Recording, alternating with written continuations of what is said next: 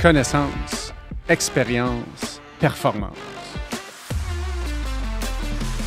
Longevity Lab, c'est des discussions avec des collaborateurs multidisciplinaires et passionnés par leur métier. C'est quoi les tendances de 2024 puis pourquoi que c'est En fait, les shorts, traditionnellement, c'est pas quelque chose qui est né avec TikTok, contrairement à ce que le monde peut penser. Okay. Le monde qui suit réellement ça vont te dire qu'à la base, il y a plusieurs années, il y avait Twitter, qui aujourd'hui, Elon Musk, X, bon, on n'entre pas dans tout ça. Mais Twitter, originalement, quand ça appartenait aux anciens propriétaires, à un moment donné, avait développé une autre plateforme qui s'appelait Vine. Ah C'était oui, une oui, je me plateforme rappelle, oui. de short format vidéo qui durait 5 à 10 secondes maximum parce qu'à l'époque, la bande passante vidéo coûtait extrêmement cher. Fait que déjà, d'héberger ce contenu-là puis de le rendre disponible, il y a un certain coût à ça.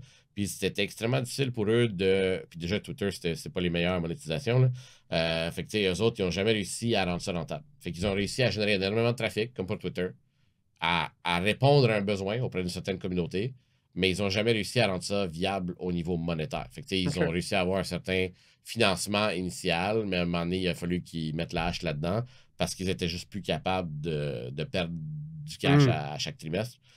Puis les investisseurs étaient juste plus intéressés à financer cette activité. Mais à la base, c'était le TikTok original. Puis après ça, TikTok étant une énorme entité en Chine, puis eux, ils sont revenus, la bande passante est moins chère, ils ont donné plus de liberté en termes de longueur de contenu, mais en même temps, ils ont quand même réalisé l'année dernière, quand tout le monde se sont lancés là-dedans, que c'était pas payant pour eux.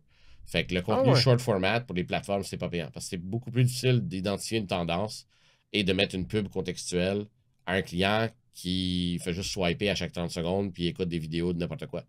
Si tu arrives sur YouTube, tu écoutes une vidéo sur comment installer ton nouvel évier, mais moi qui vends des éviers, je vais être très content de te faire une belle pub, de vendre un évier. Mais si tu as écouté un truc humoristique, 3 personnes qui font de la danse, c'est trop mélangeant. C'est ça, ça devient très compliqué de comprendre, mais c'est quoi que je te vends en bout de ligne. Fait que c'est là que, en ce moment, si tu regardes TikTok et les autres plateformes, l'ont annoncé, comme Instagram, carrément, sont sortis cette année, puis on dit on n'est plus une plateforme d'image.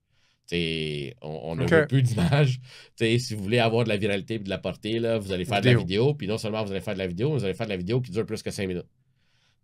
Parce que c'est ça que papa il veut. Fait que c'est ça qu'eux autres ils veulent monétiser. Fait que si tu veux de la portée organique, mais tu dois tenter de après ça, il y a du monde qui sont juste déjà populaires puis qui vont continuer à faire ce qu'ils font puis ça va continuer à marcher jusqu'à un certain point. Tu as déjà des millions de followers. Mais encore, même ceux qui ont des millions de followers, ils ont jusqu'à un certain point pas le choix de demander à adapter la tendance parce que s'ils baissent vraiment ta portée organique, c'est bien cool d'avoir des millions de followers, mais s'ils donnent 3% de portée organique, puis ces 3% là, parce que la façon que l'algorithme fonctionne, c'est qu'ils vont te donner à une première tranche de ton audience le contenu à consommer. Par exemple, si on parle plutôt des plateformes de méta, là. Mettons Instagram, tu vas poster quelque chose, on va le montrer aux gens qui ont le plus récemment interagi avec ta plateforme, avec ton compte, avec ton contenu. Ils vont leur montrer à eux. Puis là, ils vont statistiquement évaluer est-ce que c'est plus ou moins populaire que la moyenne du contenu. Puis si oui, ils vont te donner un autre boost. Sinon, ben ton chien est mort. Fait que TikTok, ils ont un peu plus de discoverability. Là, ils ont le côté un peu plus search engine, machin, où les gens peuvent chercher par texte, par choix, par whatever, là, qui existe aussi l'autre, mais ils poussent un peu plus. Ils vont pousser plus le côté découverte. Ils vont essayer de voir mais quels sont tes intérêts, est-ce que je peux te présenter, tu as l'air à aimer l'humour, mais je vais essayer de te présenter un autre humoriste, tu as l'air à aimer la danse, je vais essayer de te présenter, tu as l'air à aimer les tutoriels sur Excel, mais je vais te présenter un autre tutoriel sur Excel. Fait que c'est là que ça devient intéressant. C'est là que TikTok a un peu brisé le cycle que Meta était très content d'avoir de leur côté pendant plusieurs années. Puis ce qui est drôle, c'est que même YouTube se sont lancés là-dedans avec les shorts.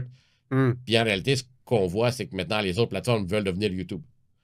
C'est parce que c'est YouTube qui a la plateforme et la monétisation la plus forte dans ce domaine-là. Parce que quand tu as des gens qui viennent écouter des vidéos, des podcasts, des streams d'une demi-heure en moyenne, mais c'est sûr que c'est quelque chose qui est beaucoup plus facile à intégrer de la publicité là-dedans. Puis... Connaissance, expérience, performance.